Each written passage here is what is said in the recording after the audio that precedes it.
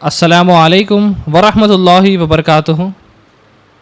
میں عبداللہ آج اس پروگرام کا ناظم ہونے کی حیثیت سے آج بروز اتوار 3 جولائی 2022 1443 ہجری 4 ذوالحجہ کو آج کے ہمارے مقرر فضیلت الشیخ ابو حماد محمدی صاحب کا اور ادارے میں موجود تمام مرد و خواتین کا میں تہہ دل سے آج اس پروگرام میں خیر مقدم کرتا ہوں۔ اب میں آپ کو الف اللسان اسلامک فاؤنڈیشن کا مختصر سا تعارف دینا چاہتا ہوں۔ الف اللسان اسلامک فاؤنڈیشن ایک دینی ادارہ ہے جس میں دینی بیانات، اصلاحی بیانات، دعوی ورکشاپ، اسٹریٹ دعوی ٹریننگ پروگرام، اسلامی کڈس کیمپ، اسلامی question answers and interactive session اور فری قرآن لٹریچر کے ذریعے سارے ہندوستان میں نان مسلم بھائیوں کو بھیجا جاتا ہے الحمدللہ۔ الف ٹی وی کے لیے علماء کے دینی بیانات کے ریکارڈنگز کیے جاتے ہیں۔ شرعی سوالیات یا مسائل آج کے عالم کے مخصوص نمبر پر سوال کر سکتے ہیں جس کا واٹس ایپ نمبر ہے 9700303208۔ انشاءاللہ آپ کو تسلی بخش جوابات حاصل ہوں گے۔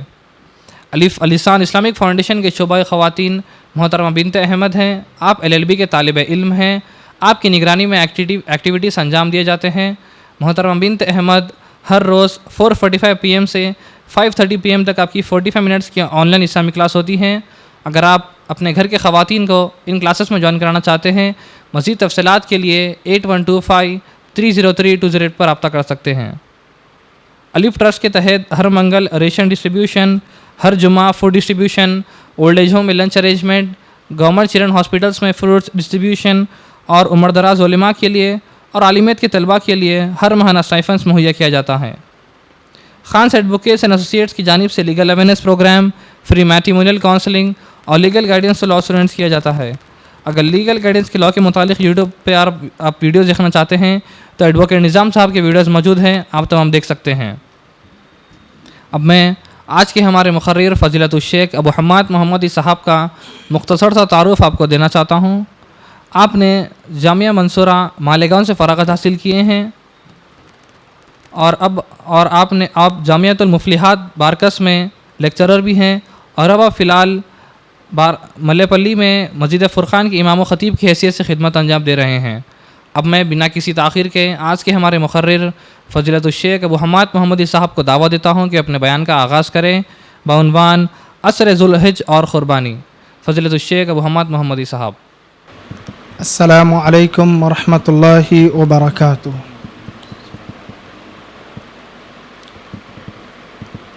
الحمد للہ رب العالمین والصلاة والسلام علی اشرف الانبیاء والمرسلین نبینا محمد صلی اللہ علیہ وسلم وعلی آلہ وصحبہ اجمعین ومن تبعہم بإحسان الی یوم الدین، اما بعد۔ قال اللہ تبارک وتعالی فی القرآن المجید والفرقان الحمید،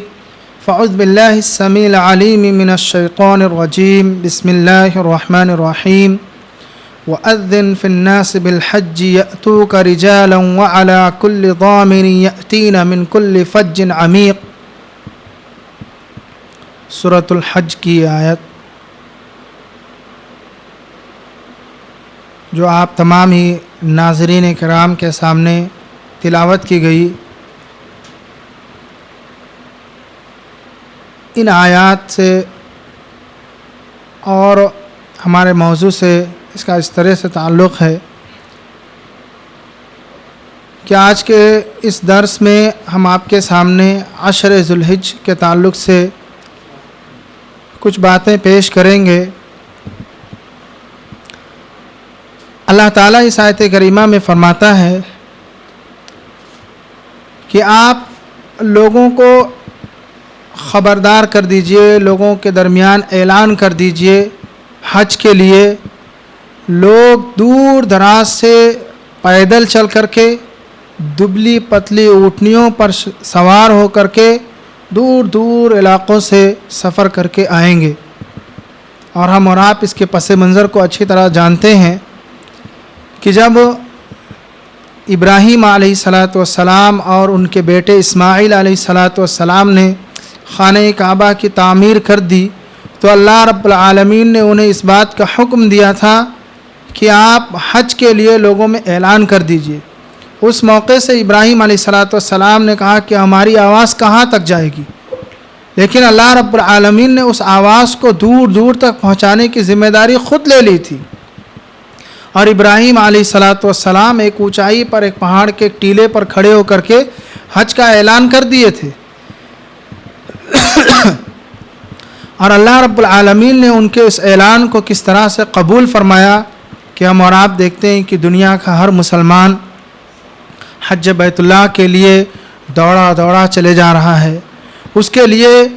اس کے دل میں جو شوق، جو جذبہ، جو تڑپ، آپ یقین کریں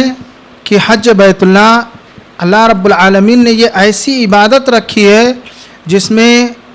مالی عبادت بھی ہے اور بدنی عبادت بھی ہے. یعنی ایسا نہیں ہے کہ کوئی بہت مالدار آدمی ہو تو وہ پیسے خوب خرچ کر لے اور کہے کہ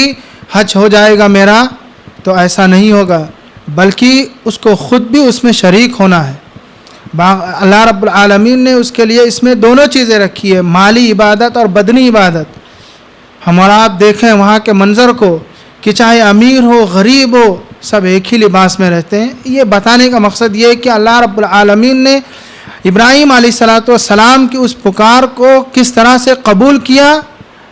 اور پھر دنیا کے لوگ چاہے امیر ہوں غریب ہوں ہر کوئی یعنی وہاں ایک ہی لباس میں دوڑے چلے جا رہے ہیں. ناظرین کرام، ہم اور آپ جس ماہ مبارک سے گزر رہے ہیں اس کے شروع کے 10 دن جس کو ہم عشر ذی الحج کے نام سے جانتے ہیں، قرآن حدیث کے اندر اس کی بڑی فضیلت آئی ہے. اس کا مقام و مرتبہ بہت ہی زیادہ ہے. اللہ رب العالمین نے قرآن مجید کے اندر اسی دنوں کے لیے خاص طور سے قسم کھائی ہے. اللہ تعالیٰ فرماتا ہے والفجر ولیال عشر، قسم ہے فجر کی اور 10 راتوں کی.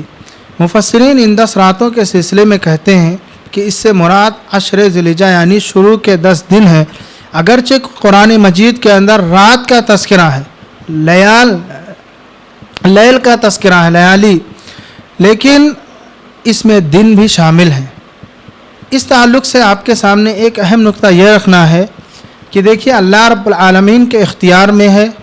وہ اپنی مخلوقات میں سے جس چیز کی بھی چاہے قسم کھائے اس کے لیے جائز ہے. اللہ تعالیٰ نے کہیں عصر کی قسم کھائی، عصر کے وقت کی، والعصر ان الانسان لفی خسر،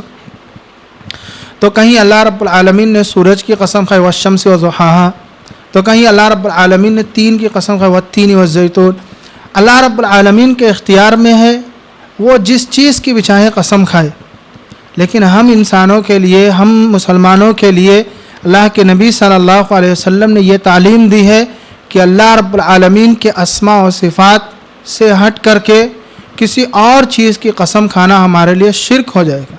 ہم صرف اور صرف اللہ رب العالمین ہی کے نام اور اس کے صفات کے قسم کھانے کے پابند ہیں، اور ایسا کرنا ہمارے لیے جائز ہے. تو یہاں پر اللہ رب العالمین نے فجر کی قسم کھائی. اس سے اہل علم نے ایک مسئلہ یہ بھی بیان کیا کہ فجر کے وقت کی اہمیت معلوم ہوتی ہے، کیونکہ اللہ رب العالمین نے ایسے ہی نہیں اس چیز کی قسم کھا لی، بلکہ اس کا اللہ رب العالمین کے نزدیک کوئی مقام و مرتبہ ہوگا، اس لیے اللہ تعالیٰ نے اس چیز کی قسم کھائی. تو فجر کے وقت کی خاص طور سے اللہ تعالیٰ نے یہاں قسم کھائی، اور قسم کھا کر کے جس چیز کو ہمارے لیے بیان کیا وہ 10 راتوں کی ہے، جس کی تفسیر ہم اور آپ کے سامنے ہے، جس سے مراد عشر ذی الحجہ یعنی جن ایام سے ہم اور آپ گزر رہے ہیں اس کے 10 دن ہیں. اب 10 دنوں کے تعلق سے علامہ ابن تیمیہ رحمہ اللہ نے جو بات کہی ہے وہ بڑی پیاری ہے. زیادہ تفصیل کچھ بھی نہیں، پوائنٹ کی شکل میں ہم اور آپ اس چیز کو سیکھتے جائیں کہ علامہ ابن تیمیہ رحمہ اللہ سے اس 10 دنوں کے تعلق سے پوچھا گیا تو انہوں نے کہا کہ رمضان المبارک کے دنوں سے بھی زیادہ افضل یہ دن ہے، اور رمضان المبارک کے آخری عشرے کی راتیں ان دنوں کی راتوں سے افضل ہیں. یعنی عشر ذی الحجہ کی جو راتیں ہیں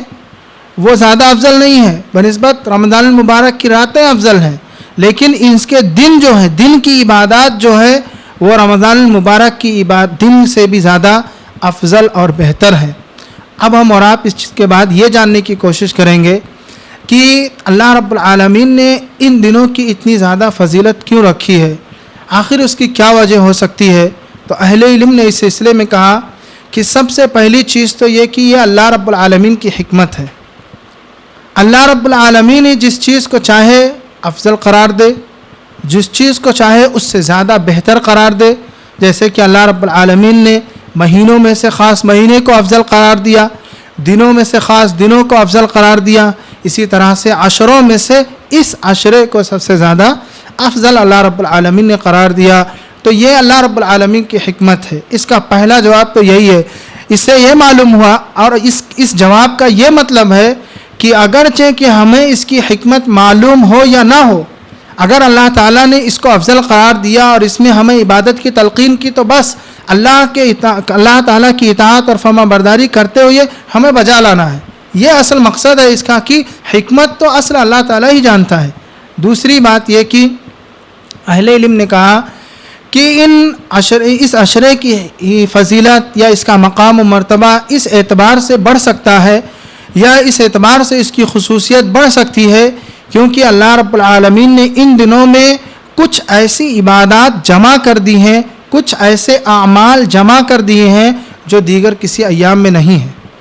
اور ہم اور آپ اس کو دیگر کسی ایام میں ادا بھی نہیں کر سکتے۔ یہ بھی ہے اگر کوئی شخص یہ چاہے کہ حج کے مناسک جو ہیں، حج کے جو کام ہیں وہ ان دنوں سے ہٹ کر کے کسی اور دن میں وہ جا کے انجام دیں تو ایسا وہ کرے تو اس کا حج نہیں ہوگا۔ کوئی حاجی ان دنوں کے علاوہ 8 ذی الحجہ سے جو حاجی لوگ احرام باندھ کر کے نکل جاتے ہیں اور اس طرح سے اپنے کاموں کے آغاز کر لیتے ہیں، یا پورا مہینہ یہ سمجھ لیے کہ ذوالقعدہ ذی الحجہ اس سے پہلے ہی حاجی لوگ تلبیہ کے لیے مکہ روانہ ہونا شروع کر دیتے ہیں۔ اگر کوئی شخص ان اشہر الحج جو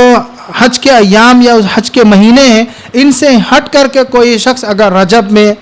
شعبان میں، رمضان میں حج کی نیت کرے اور وہ یہ کہے کہ وہ جا کے سارے اعمال کرے، کنکری مارے، قربانی کرے، مینا میں رات گزارے، مزدلفہ میں رہے، عرفہ میں قیام کرے، تو کیا ایسے شخص کا حج مانا جائے گا؟ یا ہم اور آپ یہ تصور کر سکتے ہیں کہ اس شخص کا حج قبول ہوگا؟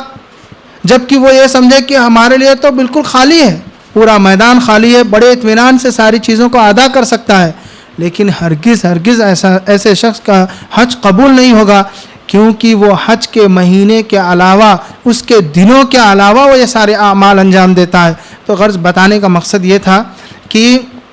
اللہ رب العالمین نے کچھ ایسی عبادات ان میں جمع کر دی ہیں جو عبادات دیگر ایام میں نہیں ہیں اور نہ ہی کوئی انسان ان کو دیگر ایام میں ادا کر سکتا ہے۔ یہ بھی ذہن میں رکھیے۔ اب پیارے نبی صلی اللہ علیہ وسلم نے مسند بزار، ابن صحیح ابن حبان وغیرہ کی روایت میں ہے کہ پیارے نبی صلی اللہ علیہ وسلم نے فرمایا کہ افضل ایام الدنیا، دنیا کے سب سے افضل ایام عشر الحج یعنی عشر ذی الحجہ کے یہ دن ہیں۔ یہ 10 دنوں کے تعلق سے پیارے نبی صلی اللہ علیہ وسلم نے فرمایا کہ یہ دنیا کے سب سے افضل ایام ہے، سب سے بہترین ایام ہے جن میں انسان یعنی عبادت کرے، نیکی اور خیر کے اعمال انجام دے۔ حاضرین کرام اور ناظرین، ہم اور آپ اس چیز کو یہاں پر اس طرح سے سمجھتے ہوئے چلے کہ ان دنوں میں عرفہ ہے۔ اب عرفہ کے تعلق سے یا یوم عرفہ کے تعلق سے ہم اور آپ بہت ساری چیزیں سنے ہوں گے، بہت ساری چیزیں جانتے ہوں گے، لیکن کچھ باتیں ایسی ہیں جو ہم اور آپ کو اپنے ذہن و دماغ میں رکھنی ہے اور یاد رکھنی ہے۔ اللہ کے نبی صلی اللہ علیہ وسلم نے فرمایا کہ الحج عرفہ، اصل حج جو ہے وہ عرفہ ہے، یعنی اس سے پیارے نبی صلی اللہ علیہ وسلم نے اس دن کی اہمیت بھی بیان کر دی، اور اسی طرح سے اس حدیث کے ٹکڑے میں اس چیز کی بھی تعلیم ہے کہ ایک حاجی جب حج کرنے جاتا ہے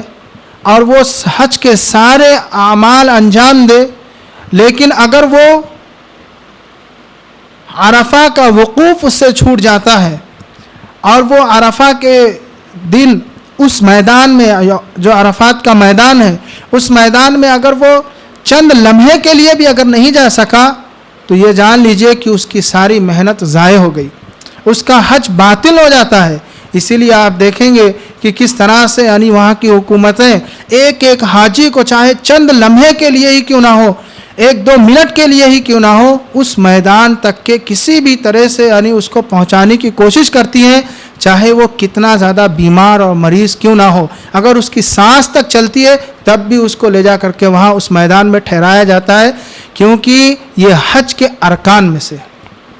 ایک رکن ہے۔ اگر کسی کا عرفہ کے میدان میں قیام چھوٹ جائے تو یاد رکھیے کہ اس کا حج باطل ہو جاتا ہے۔ مینا میں چھوٹ جائے، مزدلفہ میں چھوٹ جائے، کوئی اور اس سے کوئی کام چھوٹ جائے تو دم دے کر کے وہ اس کی بھرپائی کر سکتا ہے، لیکن عرفات کے میدان میں ٹھہرنا یہ چھوٹ جائے تو اس کے لیے کوئی دم نہیں ہے۔ ایسا شخص اگر وہاں سے ویسے واپس چلے آتا ہے تو اس کو دوسرے سال پھر سے حج کرنا پڑے گا۔ یہ بالکل اہل علم کا اس چیز پر یعنی فتویٰ ہے۔ ناظرین، غرض بتانے کا مقصد یہ ہے کہ یہ عرفہ یا یوم عرفہ اسی 10 دنوں کے اندر پایا جاتا ہے، اور پیارے نبی صلی اللہ علیہ وسلم نے اس تعلق سے جو دعا پڑھنے کی تلقین دی ہے وہ دعائے توحید۔ کتنی پیاری دعا! اس دعا سے پہلے ہم اس منظر کو دیکھیں جو عرفات کے میدان میں حاجیوں کا رہتا ہے، جس سے آپ کو اس دعا کی اہمیت اور اس کے مقام و مرتبے کا اندازہ ہوگا کہ ہم اور آپ دیکھیں کہ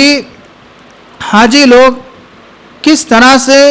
ایک ہی لباس میں عرفات کے میدان میں ٹھہرتے ہیں، اللہ رب العالمین کے سامنے روتے گڑ گڑاتے ہیں۔ اور اب ایک حکمت دیکھیے کہ پیارے نبی صلی اللہ علیہ وسلم نے وہاں پر نمازوں کو بھی جمع کر لیا، ظہر اور عصر کو ایک ساتھ پڑھنے کے حاجی لوگ صرف دعا میں مشغول ہو جاتے ہیں، اور ظہر سے لے کر کے مغرب تک کے دعائیں چلتی رہتی ہیں۔ ایسا شاید کہ زندگی میں کسی کو اتنی لمبی دعا کی توفیق ملتی ہو، یعنی اتنی لمبی دعائیں وہ کرتے رہتے ہیں۔ اور پیارے نبی صلی اللہ علیہ وسلم نے اس موقع سے جو سب سے بہترین دعا سکھلائی ہے، جس کے تعلق سے نبی صلی اللہ علیہ وسلم نے فرمایا کہ میں اور مجھ سے پہلے کے انبیاء جو دعا پڑھا کرتے تھے وہ یہی دعا ہے، لا الہ الا اللہ وحدہ لا شریک لہ لہ الملک ولہ الحمد وہو علی کل شیء قدیر۔ جس سے معلوم یہ ہوا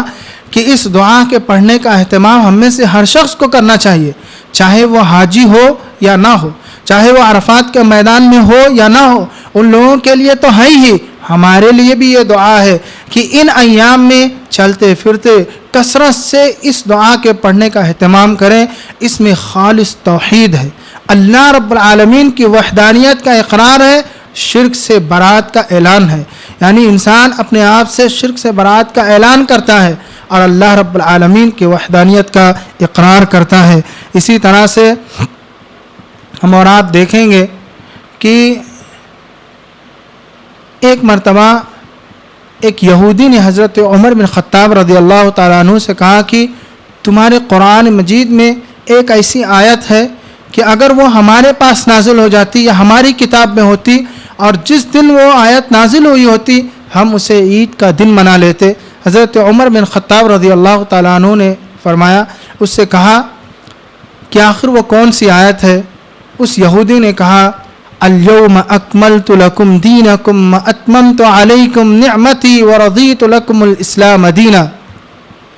یہ والی آیت ہے۔ اس آیت کا ترجمہ یا اس آیت کا مطلب یہ ہے کہ اللہ رب العالمین فرماتا ہے کہ آج کے دن میں نے تمہارے دین کو مکمل کر دیا، اپنی نعمت کی تکمیل کر دی اور میں اس سے راضی ہو گیا۔ حضرت عمر بن خطاب رضی اللہ تعالیٰ عنہ نے اس یہودی کو جواب دیتے ہوئے کہا کہ مجھے خوب اچھی طرح معلوم ہے کہ یہ آیت کب نازل ہوئی، کس دن نازل ہوئی، پیارے نبی صلی اللہ علیہ وسلم کہاں تھے، یہ ساری چیزیں معلوم ہے۔ پھر اس کے بعد حضرت عمر بن خطاب رضی اللہ تعالیٰ عنہ نے اس یہودی کو بتایا کہ یہ آیت اس وقت نازل ہوئی جب پیارے نبی صلی اللہ علیہ وسلم عرفات کے میدان میں قیام تھے، وقوف کیے ہوئے تھے، اس موقع سے یہ آیت نازل ہوئی۔ اس سے دو باتیں معلوم ہوئی، ایک تو یہ کہ اللہ رب العالمین نے اپنے دین کی تکمیل، اپنی نعمت کی تکمیل، اور جس دین سے اللہ رب العالمین راضی اور خوش ہوا اس دین کی تکمیل اللہ رب العالمین نے عرفہ کے دن کی۔ اور دوسری چیز یہ کہ اس یہودی کو دین کی تکمیل کی اہمیت معلوم تھی، اس لیے اس یہودی نے کہا کہ اگر ہماری کتاب میں یہ آیت نازل ہوتی تو ہم اسے عید کا دن منا لیتے۔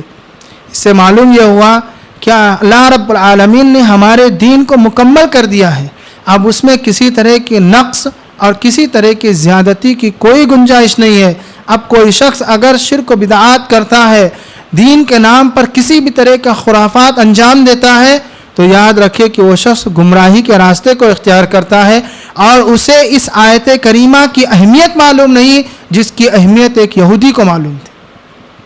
اس لیے کہ اگر کوئی شخص اس کی اہمیت جان جائے، اس آیت کریمہ کے صحیح مفہوم کو سمجھ لے، وہ شخص کیسے بدعات و خرافات میں جا سکتا ہے، جس سے معلوم یہ ہوا کہ یہ آیت کریمہ اسی دن نازل ہوئی، عرفہ کے دن۔ اسی طرح سے عرفہ کے دن کی اہمیت اور فضیلت اس بات سے بھی لگا سکتے ہیں کہ اللہ رب العالمین نے عالم ارواح میں آدم علیہ السلام کی پیٹھ سے جو تمام انسانوں کو نکال کر کے ان سے جو عہد و پیمان لیا تھا، جس کا تذکرہ اللہ رب العالمین نے قرآن مجید میں کیا کہ الست بربکم قالوا بلا شہدنا ان تقولوا یوم القیامت انا کنا عن هذا غافلین، کہ کیا میں تمہارا رب نہیں ہوں؟ سب کے سب نے اس بات کی گواہی دی کہ بلا کیوں نہیں، تو ہمارا رب ہے۔ اللہ رب العالمین نے اس کے بعد فرمایا ان تقولوا یوم القیامت انا کنا عن هذا غافلین، کہ ہم تم سے اس بات کے عہد و پیمان اس لیے لے رہے ہیں کہ تم کل قیامت کے دن آنے کے بعد یہ نہ کہنے لگ جاؤ کہ ہم اس چیز سے غافل تھے کہ ہم سے کبھی کوئی عہد و پیمان لیا گیا تھا کہ ہمارا رب اللہ ایک ہے۔ ہم اور آپ اس چیز میں یہاں یہ بھی جانتے چلیں کہ اسی عہد و پیمان کو یاد دلانے کے لیے اللہ رب العالمین نے انبیاء کرام کا سلسلہ مبعوث فرمایا، اور یہ انبیاء کرام آتے تھے دنیا کے اندر اللہ رب العالمین کے اسی عہد و پیمان کو یاد دلاتے تھے کہ تمہارا رب ایک ہے، اس کا کوئی شریک نہیں، اسی کی عبادت کرو، اس کے ساتھ کسی کو شریک نہ کرو۔ یہی انبیاء کرام کا سب سے پہلا مشن ہوتا تھا جو عہد الستو ہے۔ بتانے کا مقصد یہ ہے کہ یہ عہد الستو یعنی جس کا عہد و پیمان اللہ رب العالمین نے ہم سے لیا تھا، یہ عرفہ کے دن ہی ہوا تھا۔ صحیح روایات سے ثابت ہے کہ یہ عرفہ کے دن ہی ہوا تھا، یہ عہد و پیمان جو اللہ رب العالمین نے ہم اور آپ سے لیا تھا۔ اسی طرح سے ہم اور آپ یہ بھی دیکھیں کہ ان ایام میں ایک یوم النحر بھی ہے، قربانی کا دن۔ ہم اور آپ اس کو اس طرح سے سمجھیں کہ حاجی لوگ ان دنوں میں حج کے مناسک میں سب سے زیادہ اعمال انجام دیتے ہیں۔ مینا میں جانا، کنکری مارتے ہیں، قربانی کرتے ہیں، حلق کراتے ہیں یعنی بال نکالتے ہیں، اور اسی طرح سے طواف افاضہ یعنی زیارت کرتے ہیں۔ اس طرح سے دیگر اور بھی کام ہیں جو حاجی لوگ اس دن میں خاص طور سے یوم النحر میں کرتے ہیں۔ پیارے نبی صلی اللہ علیہ وسلم نے ایک حدیث میں فرمایا کہ اعظم الایام عند اللہ یوم النحر، صحیح روایت ہے۔ اس سے پہلے کیا تھا؟ افضل ایام الدنیا، اور یہاں پر یہ یوم النحر کے تعلق سے خصوصی روایت اس طرح سے ہے کہ پیارے نبی صلی اللہ علیہ وسلم نے فرمایا اعظم الایام عند اللہ یوم النحر، سب سے اعظم، سب سے عظیم، سب سے بہتر دن اللہ رب العالمین کے نزدیک یوم النحر یعنی قربانی کا دن ہے۔ وہ دن ہے جس دن ہم اور آپ عید کی نماز پڑھتے ہیں اور قربانی کرتے ہیں۔ حاضرین، قربانی کے تعلق سے کچھ چند باتیں آپ کے سامنے رکھ کر کے میں اپنا یہ درس ختم کر دینا چاہتا ہوں۔ غرض کی ان ایام کی بہت زیادہ فضیلت ہے۔ ہم اور آپ کو اللہ رب العالمین نے جس طرح سے بھی موقع دیا ہے، اللہ رب العالمین کی خصوصی عبادات اور اسی طرح سے نفلی روزے، نفلی قیام،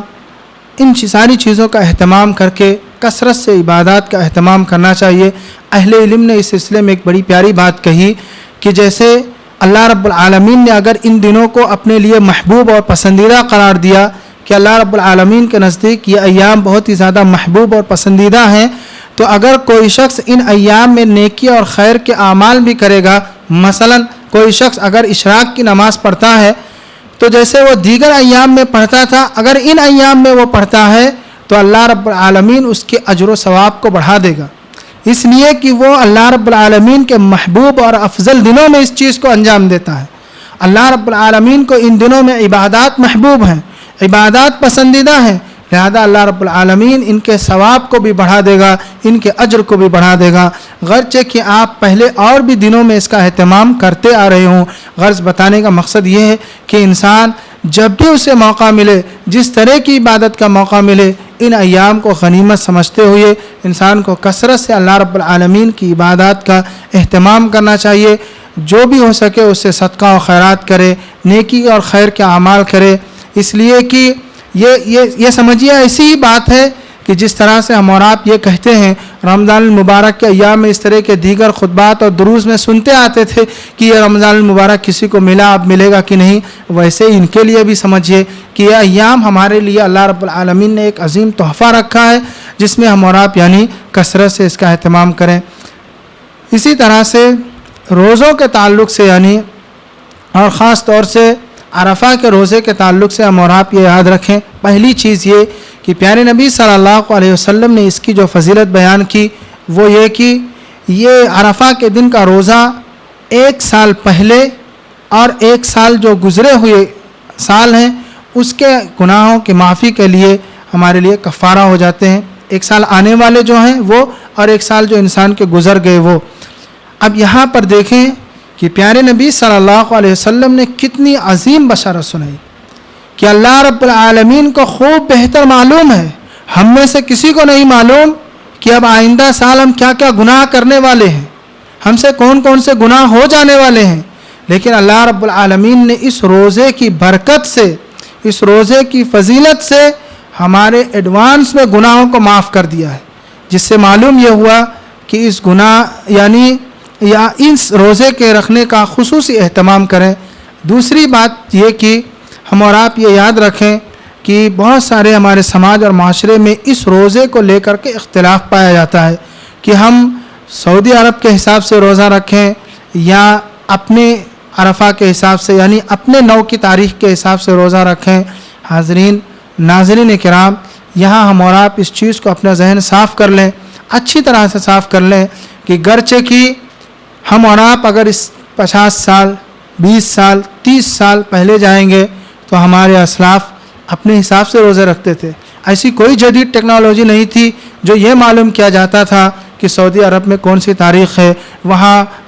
حج کے لیے حاجی کس جگہ ٹھہرے ہوئے ہیں، ابھی حج کے لیے حاجی کون سے مناسک ادا کر رہے ہیں، ایسی کوئی جدید ٹیکنالوجی اس زمانے میں نہیں تھی۔ تب بھی تو ہمارے اسلاف پائے جاتے تھے، اس زمانے میں علماء کرام پائے جاتے تھے اور اس طرح کی کوئی چیزیں نہیں تھیں۔ اور یہ بھی ہمارے ذہن میں رہے کہ اللہ رب العالمین نے ہمارے دین کو جدید ٹیکنالوجی سے نہیں جوڑ کر کے رکھا ہے۔ اگر آپ نمازوں کے یہ اوقات کو لے لیں تو وہ سورج سے ہیں، جب تک اس روئے زمین پر سورج چاند رہے گا ہمارا دین باقی رہے گا، اور اس کے گھنٹے اور اس کے منٹ جو سورج کے حساب سے اللہ رب العالمین نے نمازوں کی ترکیب رکھی ہے وہ سب باقی رہیں گے۔ لہذا اہل علم میں سے اکثر جمہور اہل علم کا یہی فتویٰ ہے کہ آدمی اپنی چاند کے حساب سے اس روزے کا اہتمام کرے اور اسی روزے کے رکھنے کا اہتمام کرے۔ البتہ اگر کوئی ان پورے دنوں میں روزہ رکھتا ہے تو وہ افضل ہے، بہتر ہے، اس میں کوئی ممانعت نہیں ہے، لیکن انسان اگر ایک دن کا خاص روزہ رکھتا ہے تو اسے 9 کے ہی روزے کا اپنے ہی چاند کے حساب سے روزے کا اہتمام کرنا چاہیے۔ حاجی لوگ وہاں کس عالم میں ہیں، کس ایام میں ہیں، کس طرح کے کیا گزار رہے ہیں، ان کے وہ کیا مناسک ادا کر رہے ہیں، یہ ان کا اپنا مسئلہ ہے۔ لہذا اس طرح سے رمضان المبارک کے روزے، عید کے چاند کے روزے اور اسی طرح سے یہ روزوں کے تعلق سے چاند کو لے کر کے ہمارے سماج اور معاشرے میں مختلف قسم کے اختلافات پائے جاتے ہیں۔ لہذا اہل علم نے اس کا ایک حل یہی بتایا کہ انسان اپنے روزوں کے اپنے چاند کا اہتمام کرے، وہی افضل ہے، وہی بہتر ہے، سارے اختلافات سے بچاؤ کا وہی طریقہ ہے۔ ناظرین، آخری ہماری تو 1-2 باتیں ہیں قربانی کے مسائل کے تعلق سے۔ اس میں سب سے پہلی چیز یہ کہ اللہ رب العالمین نے ہم میں سے جس شخص کو بھی قربانی کرنے کی استطاعت دی ہے تو اسے قربانی کرنی چاہیے۔ یہ سب اختلافات چھوڑ دیجئے کہ اللہ رب العالمین نے ہمارے اوپر یہ قربانی فرض کیا ہے، واجب کیا ہے، سنت مؤکدہ ہے، اس طرح کے اختلافات سے چھوڑ کر کے ہم یہ سمجھیں کہ پیارے نبی صلی اللہ علیہ وسلم ہر سال قربانی کرتے تھے. یہ ہمارے نبی صلی اللہ علیہ وسلم کی سنت ہے. اللہ رب العالمین نے اگر ہمیں اس کی استطاعت دی ہے تو ہمیں اس کا اہتمام کرنا چاہیے. اور پیارے نبی صلی اللہ علیہ وسلم نے ایک حدیث میں تو اپنی ناراضگی کا اظہار کیا اور کہا کہ جو شخص قربانی رکھنے کی استطاعت رکھتا ہو اور اس کے باوجود وہ قربانی نہ کرے تو وہ ہمارے مصلی کے قریب نہ آئے. یہ روایت بالکل صحیح ہے، جس سے معلوم یہ ہوا کہ گرچہ کی قربانی اللہ کے نبی صلی اللہ علیہ وسلم نے ہم پر فرض قرار تو نہیں دیا، لیکن اللہ کے نبی صلی اللہ علیہ وسلم نے استطاعت کے باوجود نہ کرنے والے شخص کے لیے یعنی ناراضگی کا اظہار بھی کیا ہے اور اسے اپنی عیدگاہ اور مصلی سے دور رہنے کا حکم دیا، جس سے معلوم یہ ہوا کہ قربانی کا اہتمام کرنا چاہیے. اسی طرح سے دوسرا مسئلہ یہ کہ قربانی کے تعلق سے ہمارے درمیان میں یہ چیزیں اکثر پائی جاتی ہیں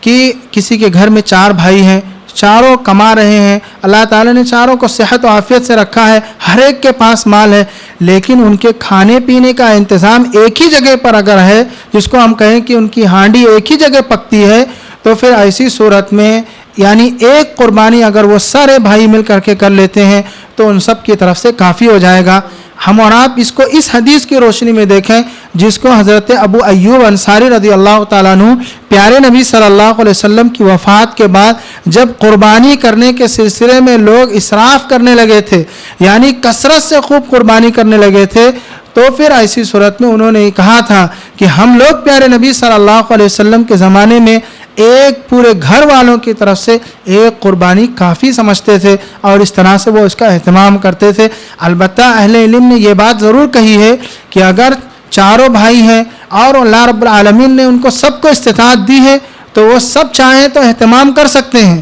لیکن اگر سب لوگ مل کر کے ایک کا بھی اہتمام کریں تب بھی کافی ہوگا. اور اسی طرح سے جانوروں، بڑے جانوروں میں حصہ لینے کی جو بات کہی جاتی ہے اس میں یہ چیز ہم آپ کو یاد دلانے کے طور پر صرف کہنا چاہتے ہیں کہ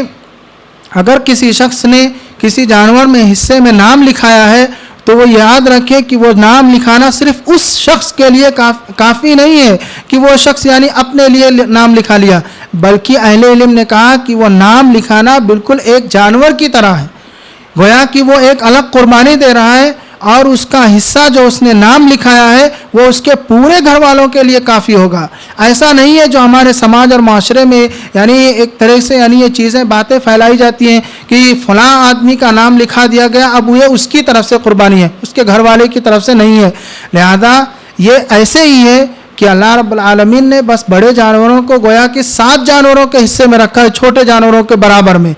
ایک جانور پورے گھر والوں کے لیے، بڑے جانور کا ایک حصہ بھی پورے گھر والوں کے لیے کافی ہوگا. یہی چیزیں آپ کو یعنی سمجھانی تھی. اسی طرح سے ہم اور آپ تیسرا ایک مسئلہ یہ دیکھیں کہ اس قربانی کے ایام میں صاف صفائی کا اہتمام کریں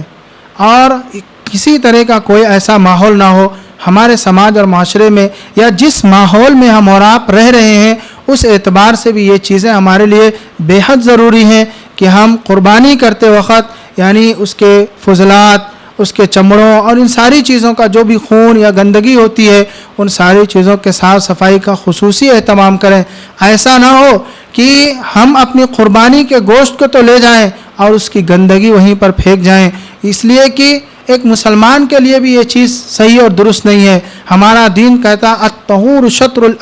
شطر الایمان کہ پاکی اور صفائی تو آدھا ایمان ہے. یعنی ایک مسلمان اللہ رب العالمین کے اس عظیم حکمت اور اسی طرح سے عظیم قربانی کا اہتمام کرے اور اس کے باوجود اپنے اخلاق و کردار سے اس طرح سے غلط مظاہرہ کرے، یہ کسی بھی مسلمان کے لیے صحیح اور درست نہیں ہے. لہذا صاف صفائی کا بھی اہتمام ہونا چاہیے. چوتھی بات جو قربانی کے تعلق سے آپ کے سامنے رکھنی ہے وہ یہ کہ قربانی کے جانور کے کاٹ لینے کے بعد اس کے گوشت کو ہمارے سماج اور معاشرے میں ایک فکر یہ ہے کہ اس کے 3 حصے کیے جائیں. ایک حصہ خود رکھ لیا جائے، دوسرا حصہ رشتہ داروں میں دیا جائے، تیسرا حصہ غریب اور مسکین کو دیا جائے. اس طرح کی کوئی روایات صحیح احادیث میں نہیں ہے اور نہ ہی اس طرح کی کوئی بات یعنی ایسی ہے. البتہ اللہ رب العالمین نے قرآن مجید میں کہا کہ فَكُلُوا مِنْهَا وَأَطْعِمُوا الْقَانِعَ وَالْمُعْتَرَ، تم خود بھی کھاؤ، یعنی غریب فقیر مسکین اور مہمانوں کو بھی کھلاؤ، جس سے معلوم یہ ہوا کہ انسان اس قربانی کے گوشت میں سے جتنا چاہے اپنے لیے رکھ سکتا ہے اور اس میں سے جتنا چاہے وہ کسی اور کو بھی دے سکتا ہے۔ اس کی کوئی مقدار شریعت نے بیان نہیں کی ہے کہ آدمی اس کے 3 حصے کرے تو اس کے 1 حصے پورے کے پورے تقسیم کر دے۔ اگر کوئی شخص اس سے زیادہ بھی تقسیم کرنا چاہتا ہے تو اس میں کیا حرج کی بات ہے، اور اگر کوئی شخص اس سے کم تقسیم کرنا چاہتا ہے تو اس میں کوئی حرج کی بات نہیں ہے، لہذا اس میں کوئی رکاوٹ نہیں ہے۔ اور ایک 5ویں بات جو قربانی کے تعلق سے کہ ہم جس سماج اور معاشرے میں رہ رہے ہیں، ہمارے درمیان میں ہمارے غیر مسلم بھائی بھی ہیں، پڑوسی بھی ہیں، لہذا ایک سوال یہ بھی آتا ہے کہ غیر مسلموں کو قربانی کے گوشت میں سے دینا جائز ہے یا نہیں۔ لہذا اہل علم نے کہا ہے کہ اس سلسلے میں کوئی ممانعت نہیں ہے، آپ اپنے کسی بھی غیر مسلم بھائی کو یعنی قربانی کے گوشت میں سے بالکل دے سکتے ہیں، اس میں کوئی حرج کی بات نہیں ہے۔ اگر آپ کا پڑوسی ہے تو اس طرح سے آپ اگر اس کو دیں گے اور اسی دینے میں اگر آپ کو ایک طرح سے ایک موقع مل جائے گا تو آپ اس سے دعوت و تبلیغ کا بھی کام کر سکتے ہیں، اس کو ایک ہدیہ اور تحفہ دے کر کے اس کو دین کی طرف بلا سکتے ہیں، اس کو توحید کی کوئی بات بتا سکتے ہیں، یہ تو آپ کے لیے اور بھی بہتر موقع رہے گا اور ایک طرح سے اس کی ہمدردی رہے گی، اور یہ ساری چیزیں یعنی آپ کے لیے کہیں نہ کہیں آخرت میں بھی فائدہ مند ثابت ہوں گی۔ لہذا بتانے کا مقصد یہ ہے کہ ان ساری چیزوں کا انسان کو اہتمام کرے، قربانی کرتے وقت کوئی بھی شخص یعنی دکھاوے، ریاکاری، ان ساری چیزوں سے بچے، کیونکہ یہ چیزیں اس کی قربانی کو خراب کر دیں گی۔ اللہ رب العالمین فرماتا ہے لن ینال اللہ لحومها ولا دماؤها ولکن ینالہ التقوی منکم، کہ اللہ رب العالمین کو تمہارے قربانی کا گوشت اور اس کا خون نہیں پہنچتا ہے، بلکہ اللہ رب العالمین کے پاس تمہارے قربانی کا صرف تقوی پہنچتا ہے۔ یعنی اللہ رب العالمین ہمارے تقوی کو دیکھنا چاہتا ہے کہ ہمارے اندر تقوی کتنا ہے۔ اللہ رب العالمین کے پاس ہمارے قربانی کا گوشت، اس کا خون نہیں جاتا۔ اس آیت کریمہ کی روشنی میں ہم اور آپ کو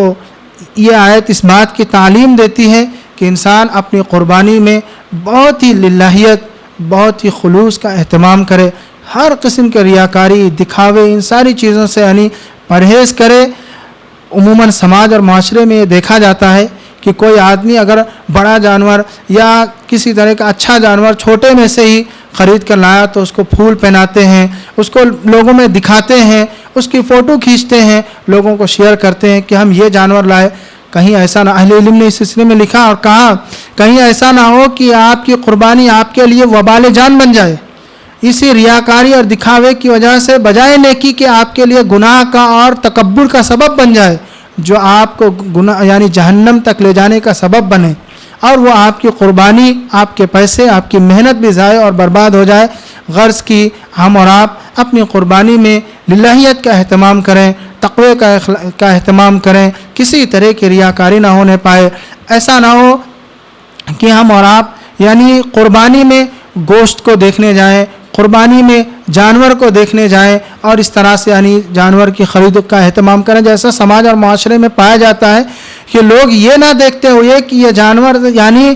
قربانی کے لائق ہے کہ نہیں، مسنہ ہے کہ نہیں، داتا ہے کہ نہیں، یہ دیکھنے کے بجائے ہمارے سماج اور معاشرے میں ایک نیا المیہ، ایک نیا فتنہ یہ ہو گیا کہ لوگ یہ دیکھنے لگے کہ اس بکرے کا گوشت کتنا اچھا رہے گا کھانے کے اعتبار سے، اس بکرے کا گوشت کتنا اچھا رہے گا کھانے کے اعتبار سے۔ تو یہ چیزیں اگر ہمارے دل و دماغ میں آئیں تو یاد رکھیے کہ ہماری قربانی کا کوئی مقصد نہیں، ہم نے تو گوشت کے لیے اس قربانی کو خریدا ہے، ہم نے تو گوشت کے لیے اس جانور کو خریدا ہے۔ لہذا غرض کی یہ ساری چیزیں ہم اور آپ یہ چیزیں کی یہ یاد دہانی کے طور پر تھی کہ انسان کو ان ساری چیزوں سے بچ کر کے اللہ رب العالمین کو راضی اور خوش کرنے کے لیے اپنی قربانی کو اللہ کے یہاں قبول ہونے کے لیے قربان کرنا ہے۔ جیسے کہ ابراہیم علیہ السلام نے جب اپنے بیٹے کے چھری یعنی گردن پر چھری رکھی تو اللہ رب العالمین نے کہا کہ یا ابراہیم قد صدقت الرؤیا انا کذالک نجزی المحسنین، کیا ابراہیم تم نے اپنا خواب سچ کر دکھایا،